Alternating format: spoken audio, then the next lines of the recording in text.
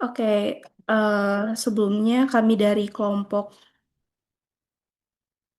C4 akan mempresentasikan mengenai final project HR employee. Pada proyek kami melakukan analisis data karyawan dengan menggunakan Microsoft Excel. Dataset yang digunakan terdiri dari beberapa sheet seperti employee data, departemen, main data, pivot table, dan dashboard. Tujuan dari proyek ini adalah untuk mengolah data mentah menjadi informasi yang lebih terstruktur sehingga dapat memberikan insight terkait distribusi karyawan di dalam perusahaan. Pada sheet ini terdapat data mentah karyawan yang berisi beberapa informasi seperti employee ID, gender, country, dan role ID. Data ini masih berupa raw data sehingga perlu dilakukan proses pengolahan terlebih dahulu sebelum dapat dianalisis. Dan pada sheet kali ini itu telah dilakukan sorting data. Selanjutnya pada bagian departemen yang berisi informasi mengenai role dan departemen. Data ini juga digunakan untuk mengetahui setiap karyawan berada di departemen mana berdasarkan role ID yang dimiliki. Yang selanjutnya ada untuk proses data cleansingnya itu dilakukan dengan cara memeriksa struktur data, mengecek apakah terdapat missing value, kemudian memastikan konsistensi datanya itu seperti apa. Misalnya pada kategori A terdapat perbedaan penulisan. Yang selanjutnya menggabungkan data employee dan departemen. Selanjutnya pada bagian main data, setelah proses cleansing data dan penggabungan data selesai, kemudian dibuat dataset utama pada sheet main data. Dataset ini berisi informasi yang lebih lengkap seperti employee ID, departemen, gender, salary, dan gender. Dataset inilah yang kemudian digunakan untuk proses analisis. Yang selanjutnya ada bagian pivot table. Setelah dataset utama sudah siap, langkah berikutnya adalah melakukan analisis data menggunakan pivot table. Pivot table ini digunakan untuk merangkum data sehingga lebih mudah untuk melihat pola dan perbandingan dalam dataset. Melalui pivot table dapat kita melihat mengenai jumlah karyawan, distribusi karyawan berdasarkan departemen, perbandingan gender, dan juga rata-rata dari salary. Yang selanjutnya itu ada bagian dashboard. Setelah analisis dilakukan, hasilnya kemudian dapat divisualisasikan dalam bentuk dashboard. Dashboard ini dibuat menggunakan chart di Excel agar informasi yang sebelumnya berupa tabel dapat lebih mudah dipahami secara visual. Dashboard ini menampilkan beberapa informasi penting seperti distribusi data karyawan, berdasarkan departemen, komposisi gender, dan juga beberapa insight dari analisis data. Selanjutnya akan dipaparkan oleh rekan saya mengenai bagian-bagian yang ada di dashboard ini.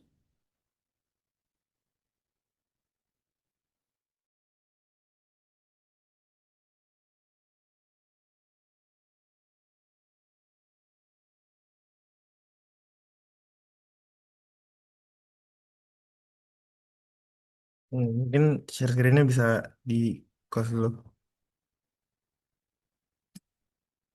Oke.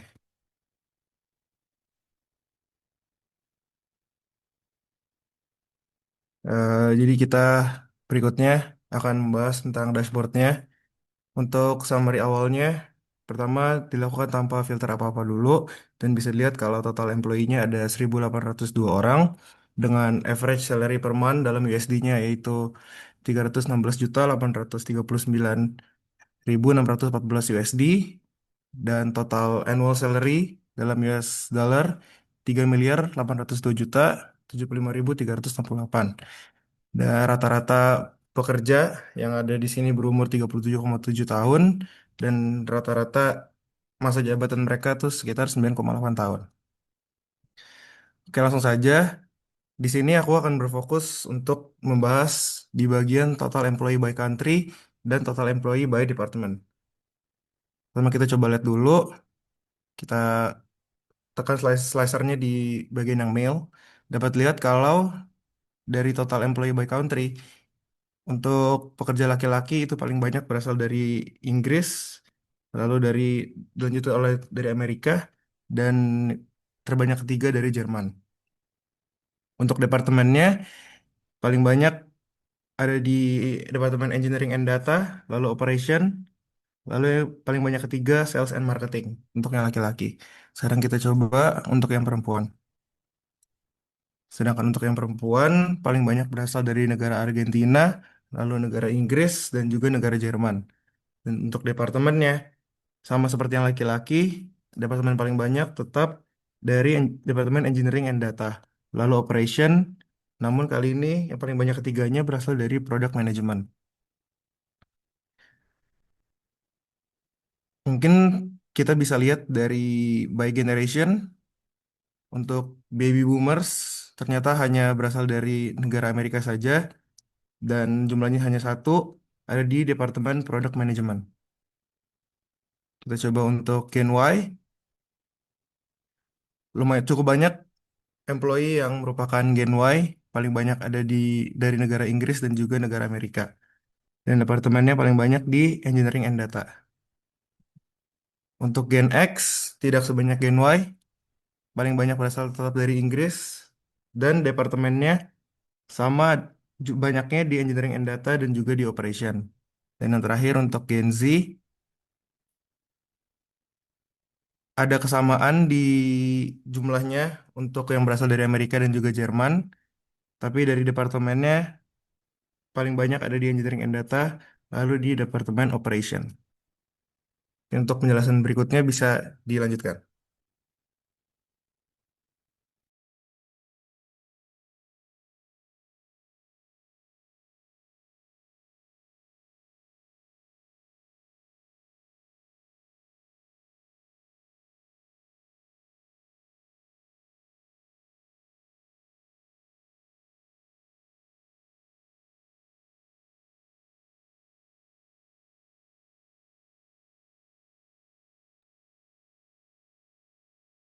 Oke, baik. Selanjutnya, saya, Stefani, akan melanjutkan menjelaskan bagian chart total gross salary per year by country.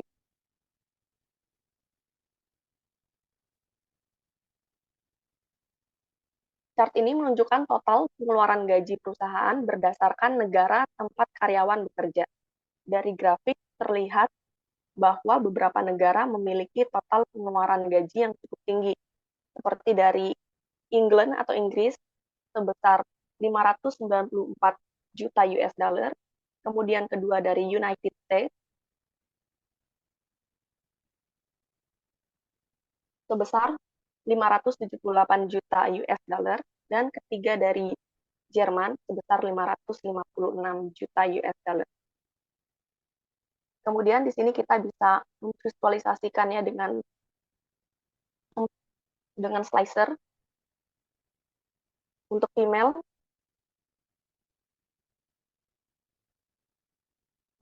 di sini dapat dilihat bahwa pengeluaran terbesar itu dari negara Kanada sebesar 130 juta US dollar, yang kedua dari Argentina, dan ketiga dari England. Lalu untuk gender male, yang pertama dari England, seperti pada total dari female and male, terus kedua dari USA, dan ketiga dari Jerman. Kemudian berdasarkan departemen, kita bisa lihat contohnya Engineering and Data, yang terbesarnya dari England, keduanya Australia. Dari Departemen Finance, yang terbesarnya dari Argentina, yang kedua England. Kemudian kita juga bisa memvisualisasikannya berdasarkan generation. Untuk baby boomers, hanya dari United States of America, sebesar 7 juta US dollar. Kemudian dari Gen X, tertinggi dari negara England, kemudian Gen Y, tertinggi dari negara USA, dan Gen Z tertinggi dari negara USA. Selanjutnya,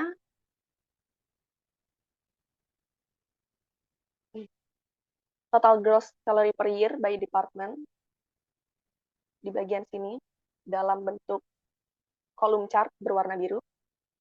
Chart ini menunjukkan total pengeluaran gaji perusahaan setiap tahun berdasarkan departemen.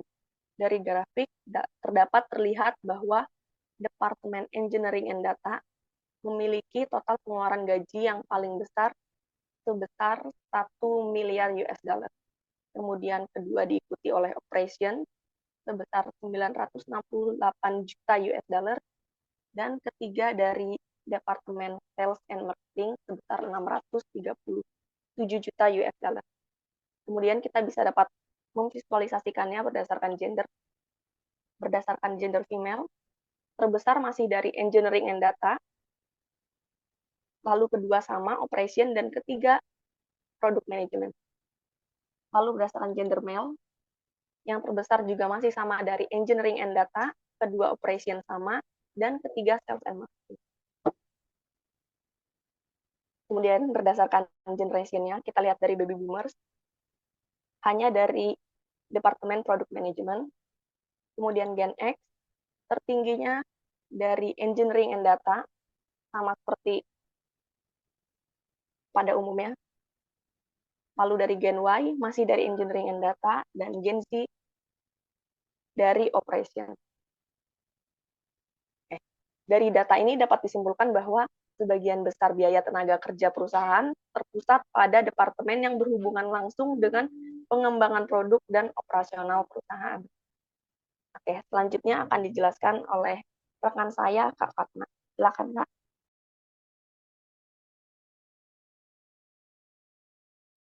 Baik, selanjutnya akan saya lanjutkan, eh, di mana bisa kita lihat dari total employee tenure by department per year di sini. Secara keseluruhan adanya tren peningkatan jumlah tenur karyawan dari tahun 2024 sampai mencapai puncaknya pada tahun 2017. Nah, departemen dengan kontribusi tenur terbesar adalah di engineering dan juga data yang berwarna biru. Kemudian adanya lonjakan yang cukup signifikan yang terjadi pada periode tahun 2013 sampai 2017, terutama pada Departemen Engineering dan Data, Operation, dan juga Product Management, di mana pada 2013 eh, dan juga 2017 mengalami kenaikan yang cukup signifikan pada engineering dan juga data. Nah, setelah tahun 2017 terjadi penurunan pada tahun 2018. eh, Lalu meningkat kembali nih pada tahun 2019. Kemudian pada tahun 2020 menunjukkan penurunan yang sangat drastis pada semua departemen. Nah, pada data ini, secara keseluruhan, total employee tenure by department per year, data menunjukkan pertumbuhan yang signifikan pada tahun 2013 sampai 2017 yang mengindikasikan fase ekspansi perusahaan dengan peningkatan perekrutan dan retensi dari karyawan tersebut. Kemudian, pada Departemen Engineering dan Data, serta Operation mendominasi tenure. Ini berarti peran penting fungsi teknis dan operasionalnya juga. Kemudian kita bisa lihat di sini total employee by generation, di mana distribusi generasinya ini uh, Gen Y itu ada 88,73%, Gen X itu 8,60%, Gen Z cukup kecil, dan baby boomers juga sangat kecil. Kemudian bisa kita lihat di sini average age-nya, rata-ratanya yang bekerja adalah umur 37 tahun. Kemudian average tenurnya ada di 9,8 tahun. Nah, bisa kita lihat di komposisi karyawan ini didominasi oleh Gen Y.